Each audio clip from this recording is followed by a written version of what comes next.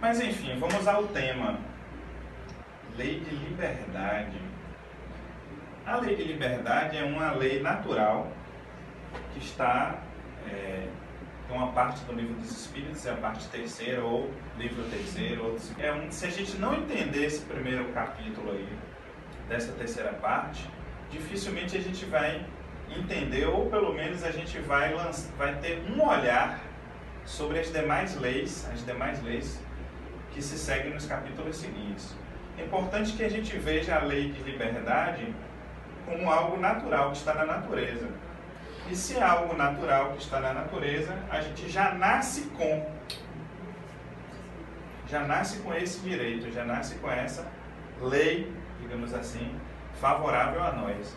Como existem várias outras leis, né, que a gente vai descobrindo, vai aprendendo a respeitar, vai compreendendo no caminhar, né, na seara da nossa vida. E aí a lei de liberdade, hoje, se a gente, às vezes a palavra liberdade, ela é empregada assim, em outros sentidos. Quando a gente fala liberdade, me lembro muito da expressão assim, não te dê liberdade para me tratar assim, ou não te dê liberdade para falar assim comigo, ou para fazer essa brincadeira, não te dê intimidade, né? Ou então não te dê autorização. Liberdade pode ter sentido de autorização, né? Eu coloquei a imagem dos pássaros porque, para mim, você vê, eu tenho agora um cachorrinho desde março, presente que resolvi dar aos meus filhos, um cachorrinho que está acabando com tudo. Já acabou 8 pares de sandália, já destruiu, e se vacilar destrói mais coisas. Já tive gatos, cresci numa casa que tinha gato, cachorro, de tudo. A gente já teve 14 animais, meus pais, 14 animais diferentes. Os vizinhos chamavam de zoológico da casa da gente. Mas um que eu nunca fiz questão de ter como um animal doméstico foi pássaro, passarinho. Porque assim, eu acho um desperdício um animal como esse, as aves, terem asas que servem para voar, não para ficar no chão, não para ficar aprisionado. Então ainda vejo muito os pássaros como um sinônimo, um símbolo de liberdade, né? Podem transitar por aí com uma rapidez, deslocamento em um dia pode ir em inúmeros lugares, né? Uma variedade de lugares, numa rapidez que a gente não vai, por mais que a gente esteja munido aí de automóveis, né, de meios de transporte avançado, mas são os pássaros, por isso que eu coloquei. Então, apesar de ter liberdade, ser símbolo assim sei lá, de esperança, de intimidade, de autorização, são alguns significados possíveis que a gente pode dar, né? Mas eu também fiz questão de olhar no dicionário Aurélio o que significa. Ele dá três conceitos diferentes. É um substantivo feminino em qualquer um dos três.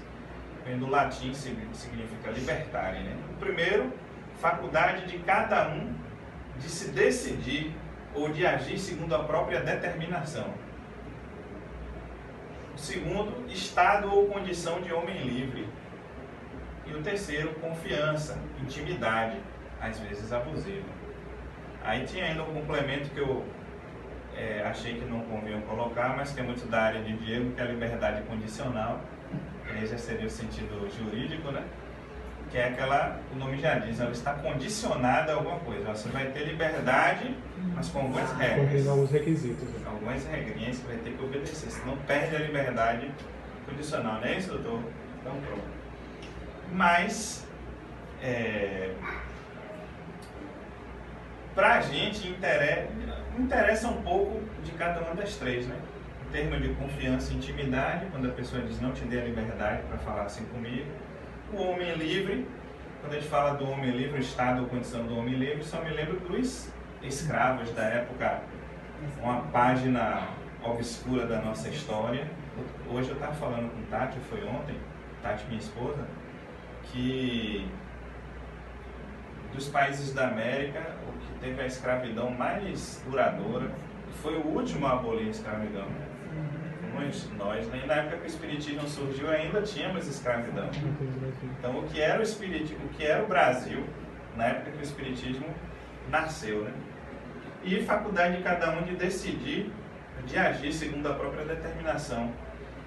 Quando fala de decisão, de ação, me vem à mente, inevitavelmente, arbítrio.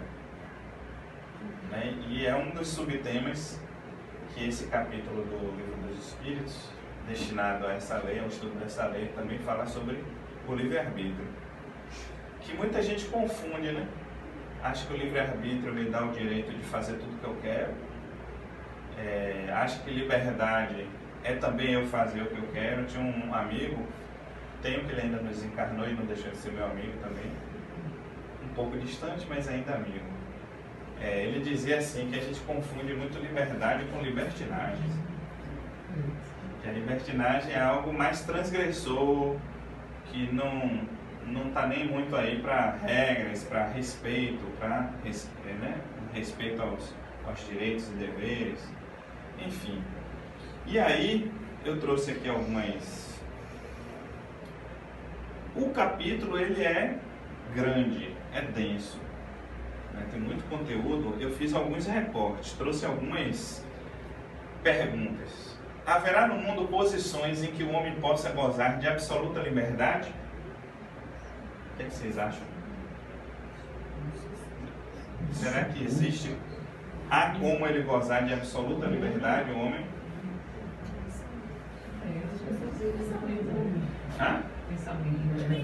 Pensamento? Eu pensei até em trazer uma música de Moacir Camargo, o pensamento, mas acho que ia fugir um pouco do tema. E aí olha a resposta, ó. Não, porque todos precisais uns dos outros, assim os pequenos como os grandes. Ele foi ali estanque, essa primeira resposta foi estanque, mas Kardec e todos os outros que colaboraram com a elaboração do Livro dos Espíritos, inquietos, não se contentavam logo de cara com as primeiras respostas, insistiam muitas vezes. Em que condições poderia o homem gozar de absoluta liberdade? Poderia perfeitamente se conformar com a primeira resposta, vai futucar mais, né, os espíritas, né? E aí eles dizem isso. Nas do eremita no deserto é uma situação. Desde que juntos estejam dois homens, há entre eles direitos recíprocos, que eles cumpre respeitar.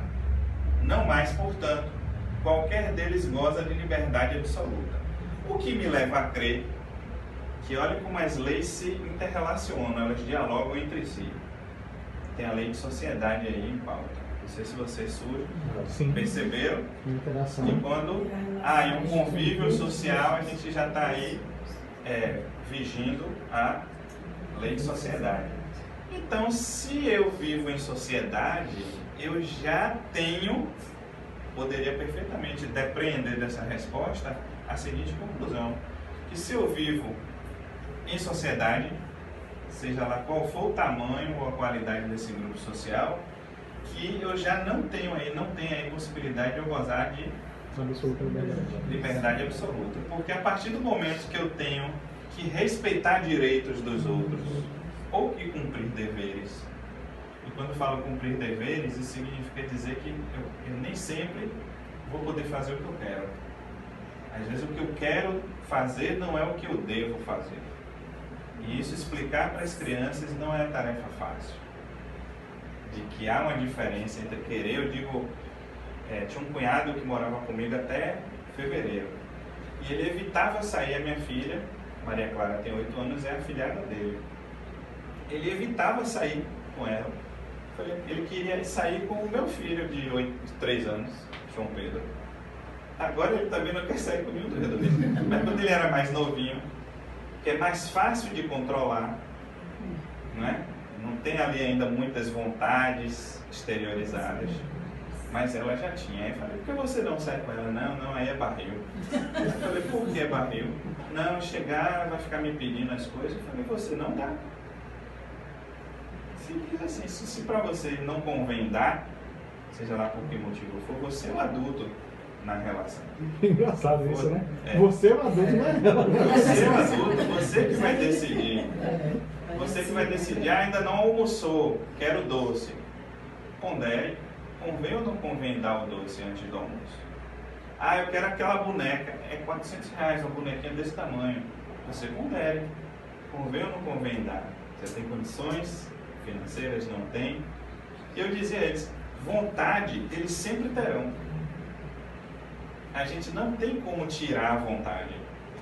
Aliás, ninguém tem como tirar a vontade.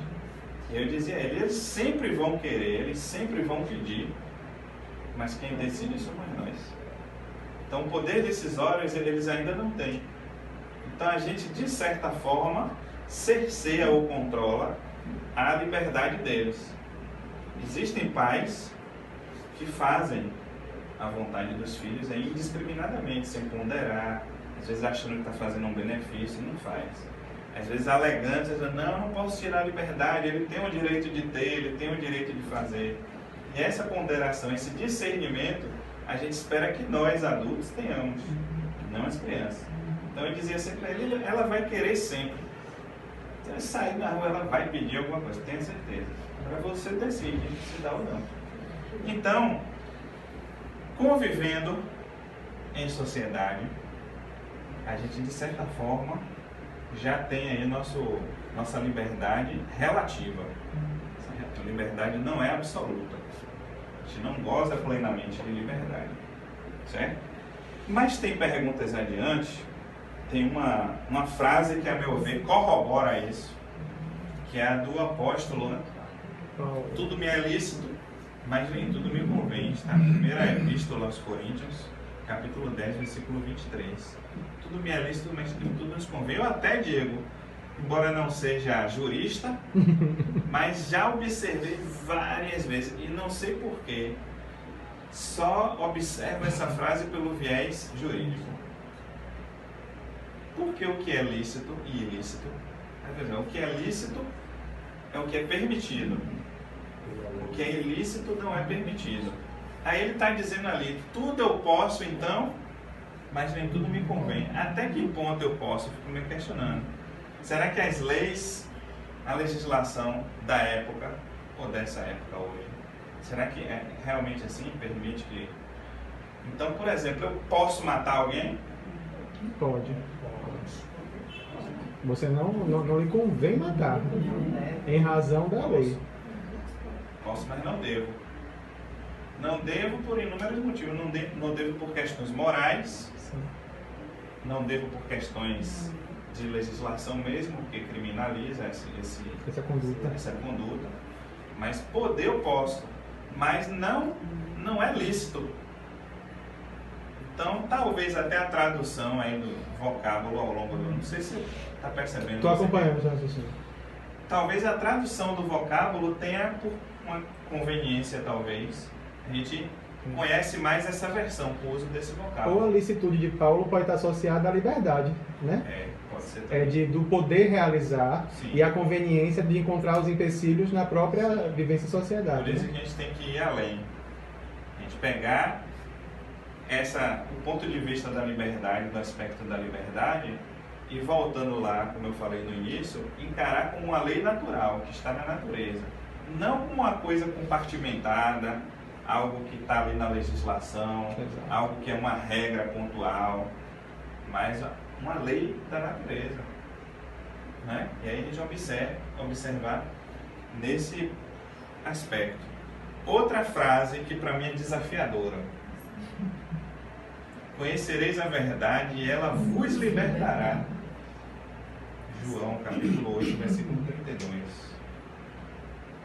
A que verdade Jesus está se referindo? Se a gente for analisar, se a gente conversar com um adventista, talvez ele diga uma coisa. Se a gente conversar com um espírita, ele vai dizer outra coisa. Se a gente conversar com um católico, apostólico romano, vai dizer outra coisa. Se a gente conversar com um candomblessista ou um umbandista, talvez eles digam outra coisa. Porque é natural, como a gente também tem percepções diferentes da arte.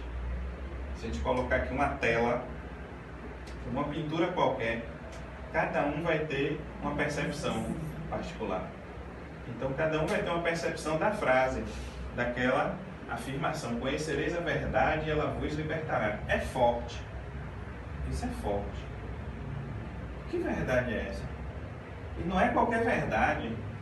É uma verdade que liberta. Tem um peso aí. Não é só uma liberdade do tipo, vou fazer o que eu quiser, vou fazer de verdade isso aqui, não importando se convém ou não convém, mas que me liberta. Me liberta. Me liberta de quê? Aquela coisa da salvação, né? Talvez a frase dos evangélicos que eu mais ouvi é assim: aceite se aceita Jesus como seu único Senhor e Salvador. Salvador de quê? Ou de quem? Libertar de quê? Ou de quem? Aí o Espiritismo, Diego, não presta para muita gente, porque todas aquelas figuras alegóricas que só quem teve a oportunidade de conhecer essas outras coisas. No meu caso, eu sempre fui espírita, eu nasci em berço espírita, costumo dizer, dos 3 anos, 2, meu pai me levava para a evangelização. Mas quem já foi católico, quem já foi evangélico, diz: eu já fui católico, eu já fui espírita, já fui evangélico, já fui umbandista. Vai dizer uma coisa diferente, cada um vai dizer uma coisa diferente. Mas e o Espiritismo?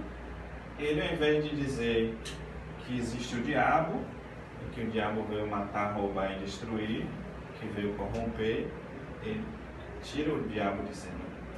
O Espiritismo tira o diabo de cena.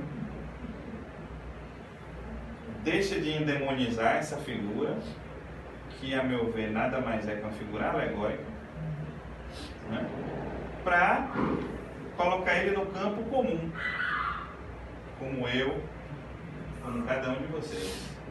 E aí o Espiritismo faz o quê? Pega um espelho e diz assim: será que quer conhecer hoje quem mais atrapalha a sua vida? Não responda não, tio. Quer conhecer hoje quem é seu maior algoz? Cilada, tio. Aí ele vai dizer: quero. Aí mostra o espelho. Fala, Jurami, né?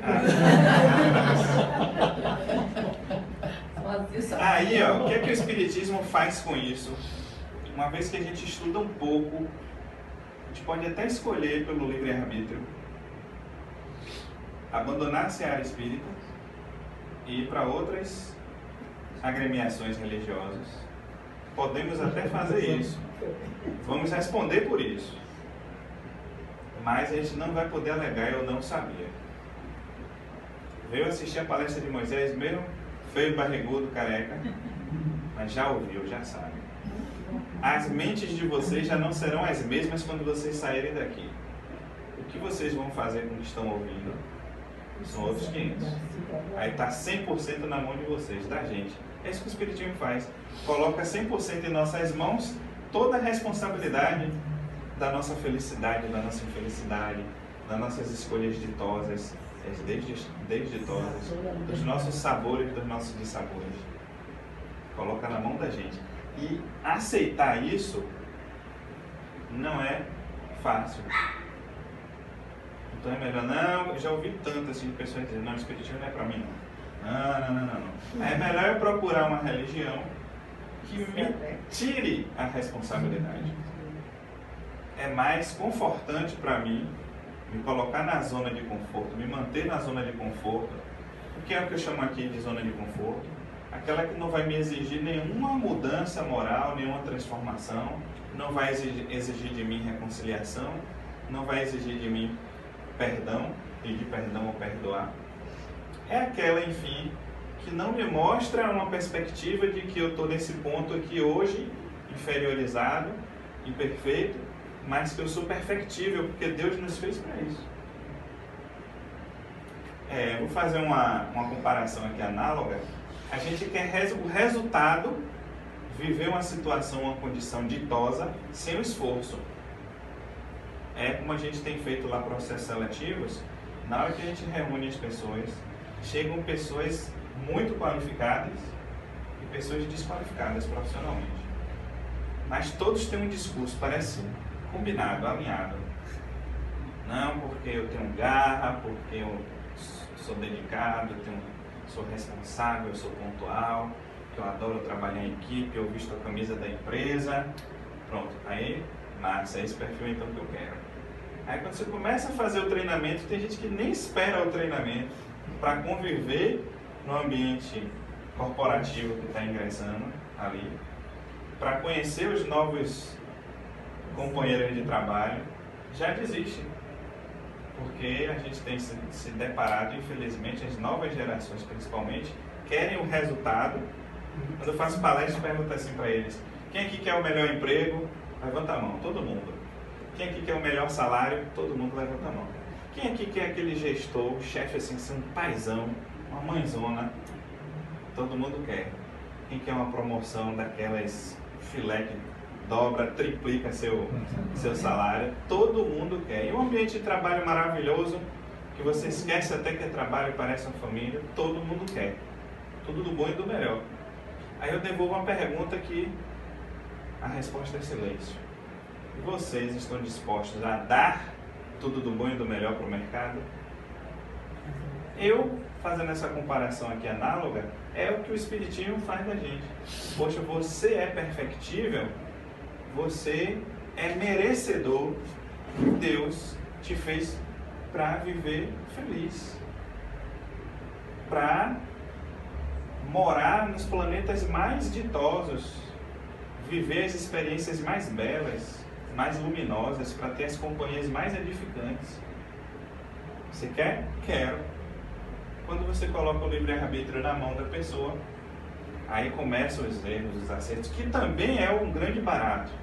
Porque se a gente só acertasse, não ia ter graça nenhuma. É através dos erros que a gente aprende como acertar. Então, essa liberdade aí, da qual Jesus fala, ela só vai ser conquistada, aí cada um vai se perguntar e vai se responder que liberdade é essa e que verdade é essa que liberta, né? Tem mais pergunta aqui. Na verdade eu botei a resposta primeiro. Haverá homens que estejam por natureza destinados a ser propriedades de outros homens. Aí fala da parte da escravidão, da subjugação de outras raças, né, de homens. A resposta é contrária à lei de Deus toda sujeição absoluta de um homem a outro homem. A escravidão é um abuso da força.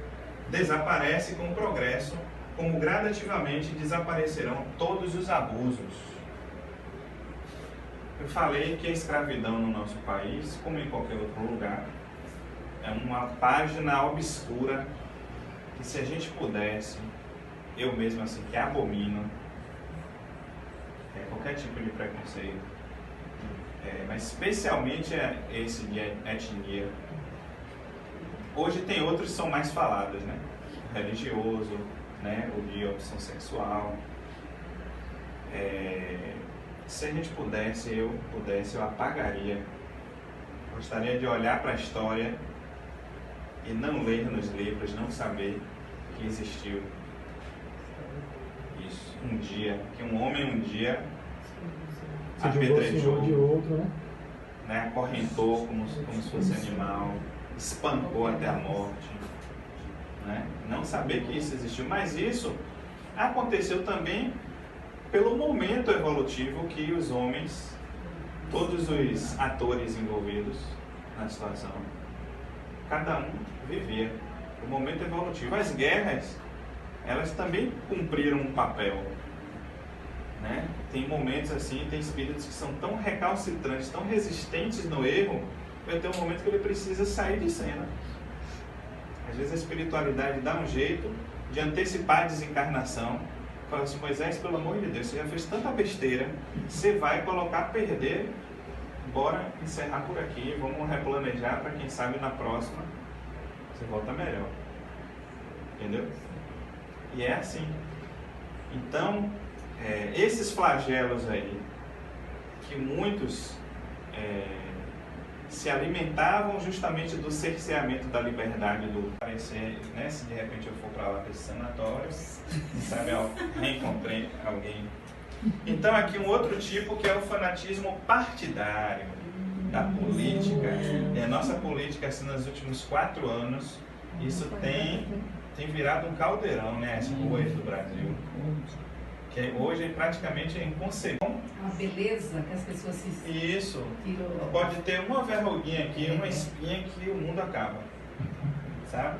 Então o fanatismo, ele é uma das coisas mais perigosas, que é um tipo de escravidão psicológica, pode levar à depressão, pode levar a pessoa a deteriorar suas relações sociais, deteriorar a própria saúde, uma série de danos pode causar. São as escravidões modernas que Castro Alves falava.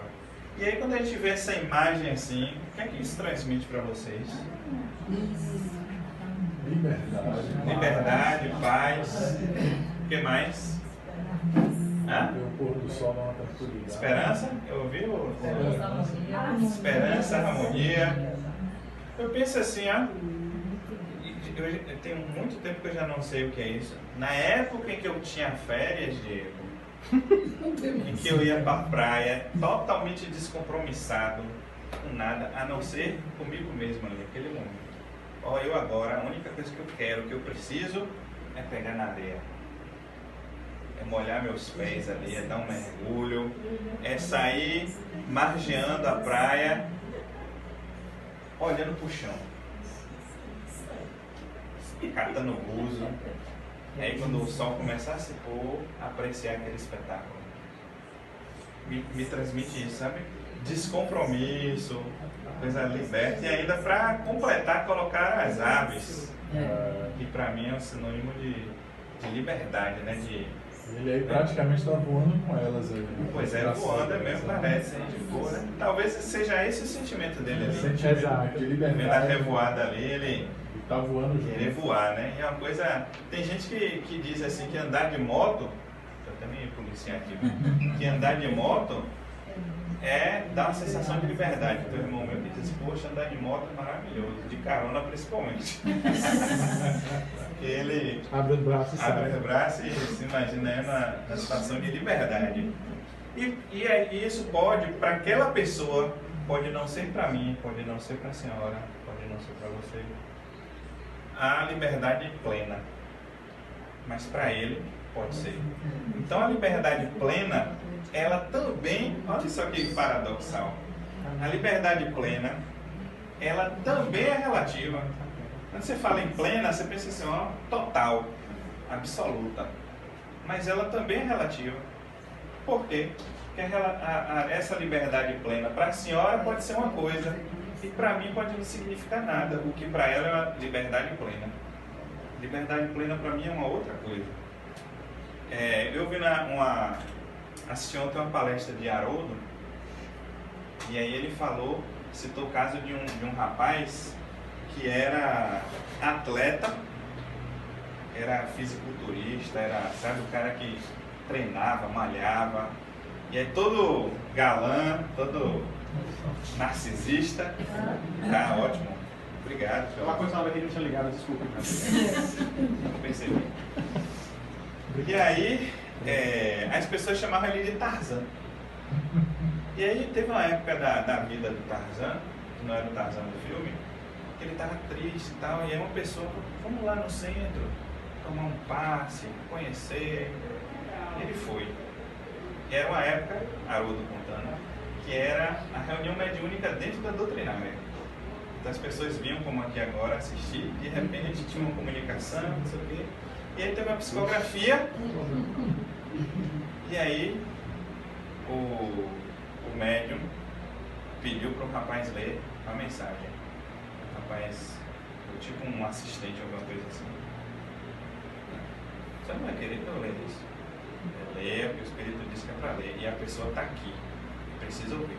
Uma mensagem para essa pessoa. Aí, cara, gente, ó, não é brincadeira não. Está endereçado aqui a Tarzan. Aí o cara, o atleta, fortão, bonitão, levantou, Sou eu. A mensagem curtinha diz assim: Tarzan, apega-te ao cipó da fé, porque vais atravessar a floresta da dor. E aí ele sentou devagarzinho. Meses depois, ele estava tetraplégico. Qual era a sensação de liberdade para o Tarzan? Vocês conseguem imaginar? É a possibilidade, a independência, depois né? de tetraplégico. Autonomia. Tarzan, ele tetraplégico, imagine a pessoa tetraplégica. Tarzan, o que é a liberdade para você? O que vocês acham que ele respondeu? Andar, né? Se mover. Ele falou assim: virar de lado. Com auxílio de alguém, sabe? Isso. De alguém. Coçar aquela coceirinha irresistível, incontrolável na pontinha da orelha, que nem isso ele conseguia fazer só, totalmente independente. Quando alguém chegava lá, coçava a orelhinha dele, sensação de liberdade. Pois é. E aí uma outra situação que o Haroldo falou, aí é pra gente ilustrar muito livre-arbítrio. Eu não sei se já é agora. Ainda não. Mas vou introduzir já o livre-arbítrio. Haroldo estava no volante com o filho dele de 13 anos. E aí um rapaz, um outro motorista, passou à frente dele, fechou ele assim, que se ele não estivesse atento, ele ia bater o carro. Aí ele disse que naquele momento ele esqueceu que era espírita. E aí foi perseguindo o cara. Ele parou no sinal, parou lado a lado. Maricó já tá assim, ó, o filme de ação. Foi você também? Passou por isso? Deve ser. Não dessa vez. Eu senti. Parou do lado e ficou olhando pro cara, pro filho. E falou assim: quem tem filho de 13 anos sabe o que eu tô falando. Eu tenho uma de 8, mas é uma adolescente precoce. Tá com a cabeça de 13. Não tem namorado ainda não. Só pra deixar claro. E aí o filho perguntou: tá nervoso, pai? Aí ele disse que não podia dar o braço a torcer 100%, ele... pouco. Aí ele: você não vai xingar o cara? Ele: tô querendo. Aí ele abaixou o vidro. Na hora que ele ia botar a cabeça pra fora assim, filho, e se ele for uma das pessoas que assiste suas palestras? Ele olhou pro filho, levantou o vidro de novo. Vamos lá, vamos seguir. O livre-arbítrio dele. Com nós no dia a dia, nos deixamos levar pelos impulsos. Aí foi como a palavra dele, como ele disse assim: me deixei tomar pelos impulsos animalescos que ainda existem em mim. Tem gente que diz assim: nossa, você é uma pessoa tão espiritualizada. Obrigado, meu irmão. Estou pensando. Vou chegar lá no dia. Mas assim, você tem, o tempo todo a gente tem o exercício do livre-arbítrio nas mãos. Porque ele, por mais que estivesse ali tomado de raiva, de chateação, a vontade dele era de xingar o rapaz, ou quem sabe sair do carro, chutar o carro do rapaz, quebrar o para-brisa, fazer qualquer coisa. Mas ele já tinha conhecimento suficiente, já tem, de que isso é errado. Como juiz, sabe, duplamente, né? E como espírita, como orador, que muita gente tem ele como uma referência de muita coisa, não só como um orador espírita. Aí de exemplo. E aí do filho ali, que ele não precisava nem de como é o mentor espiritual. A maior pior plateia, né? Tá ali. Cair na cadeira de banana. E aí, ó. Olha só, haverá no homem alguma coisa que escape a todo constrangimento e pela qual goze ele de absoluta liberdade? Sim. Tem, que coisa é essa? Que coisa é essa? Pensamento. No pensamento, goza o homem de ilimitada liberdade, pois que não há como pôr-lhe veias. Pode-se deter o voo, porém não aniquilar. Então a pessoa pode até não verbalizar, pode até não exteriorizar o seu pensamento, mas já pensou. E teve uma coisa até que a gente ouve muitos coaches hoje dizer, minha formação em coach foi até com o André Nery, eu te falei? Falou. Do Hermance. A gente fala isso e ouve isso o tempo todo. E ele falou que... Quem foi? Esqueci o nome da pessoa que não é coach, não tem nada a ver. Eu falei pra ele. Emmanuel. Que diz no livro Conduta Espírita. Conduta Espírita, acho que é o Conduta Espírita. Que o que a gente pensa se materializa. O que a gente imagina torna-se realidade. Então a gente pensa assim muitas vezes, que simplesmente pensar, bobagemzinha, não tem nada demais. O que importa é que eu não bati nele, mas que eu fiquei com vontade de bater, pensei, eu ali em cima dele esmurrando. Aí acha que isso não tem nada demais. Para onde vai esse pensamento? Vocês já se perguntaram para onde vai esse pensamento? Eu não fui às vias de fato. Mas esse pensamento vai para onde? Essa energia gerada vai para onde? Psicosfera do planeta. Aí eu estou contribuindo para que essa psicosfera fique mais densa, negativa. E depois é fácil eu dizer, não tenho nada a ver com isso. Aquela guerra que está acontecendo lá, aquele conflito que está ali, eu não contribuí. E contribuí sem saber. Então isso vira realidade. E quanto mais força, quanto mais fervor, mais fácil ele vai se materializar. Mais fácil isso vai virar realidade. Aí ele falou assim, tanto para coisa boa como para coisa ruim.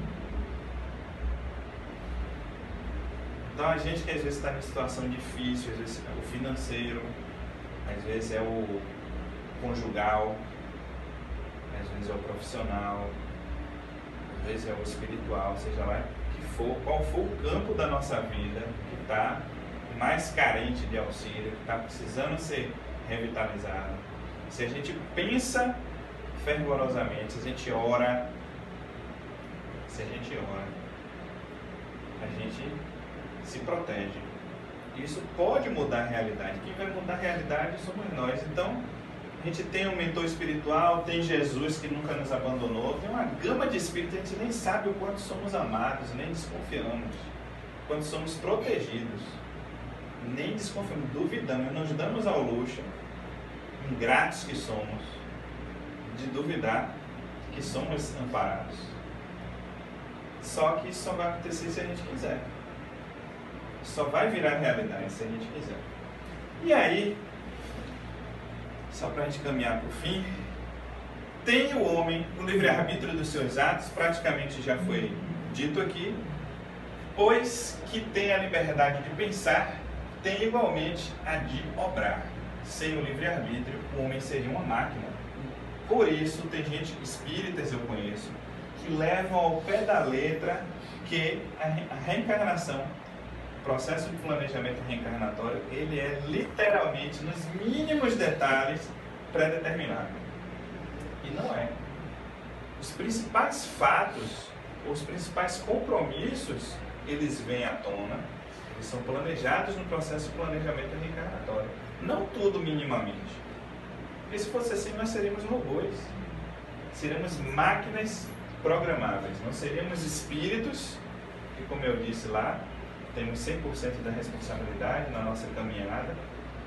Né? Seríamos 100% programáveis. E não é bem assim. E aí, continuando, ó, do livre-arbítrio goza o homem desde o seu nascimento. Será? Povo do Ed e povo do Ed. Povo do Ed, olha lá. Olha lá, tem Ed aqui, né? Tem. Já coordenei o Ed, eu sei como é. Vou quebrar o galho aqui, ó. Há liberdade de agir desde que haja vontade de fazê-lo. Nas primeiras fases da vida, quase nula é a liberdade, que se desenvolve e muda de objeto com o desenvolvimento das faculdades. A criança, meu filho de 3 anos, não posso dizer que ele goza de livre-arbítrio. As primeiras fases.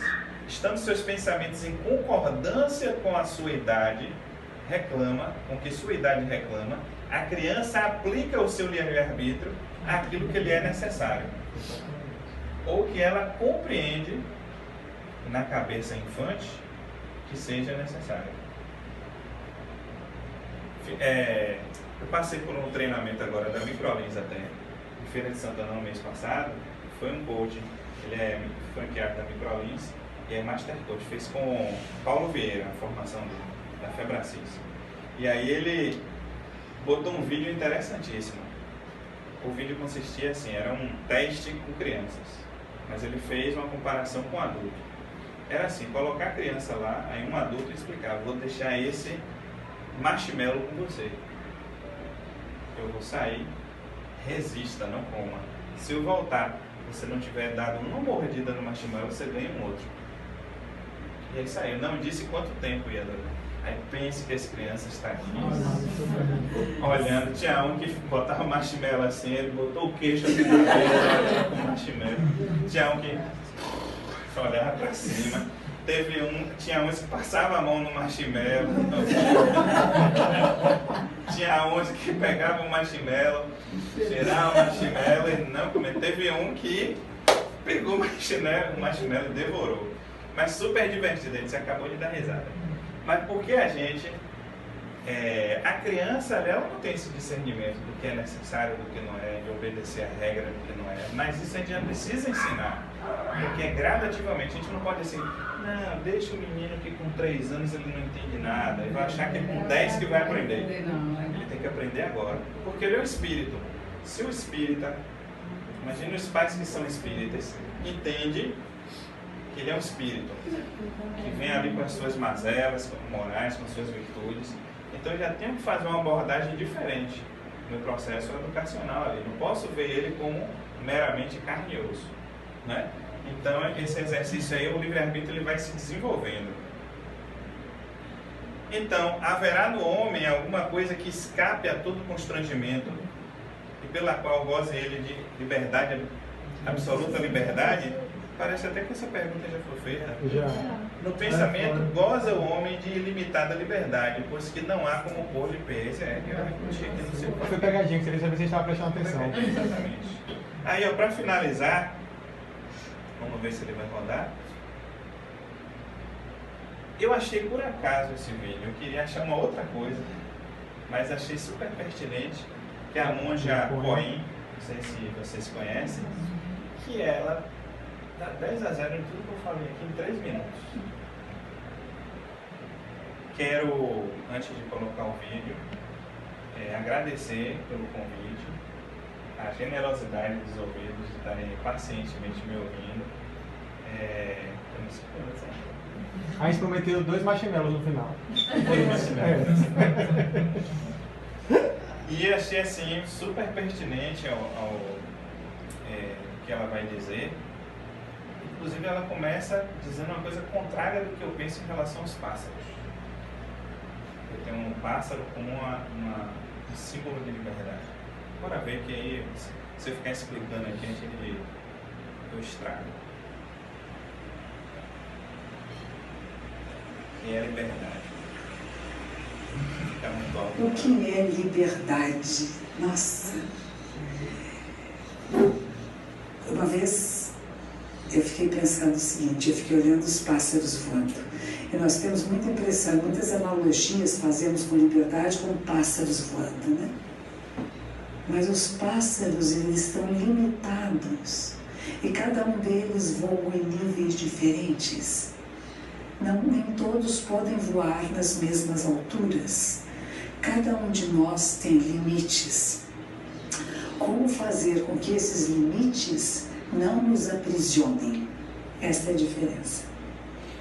Somos limitados, sim, por questões sociais, somos limitados pelas propostas e compromissos que fazemos uns com os outros, mas quando que não perdemos a liberdade? Quando conhecemos os nossos limites e eles não nos limitam, não nos aprisionam, não nos impedem de ser e de viver com plenitude.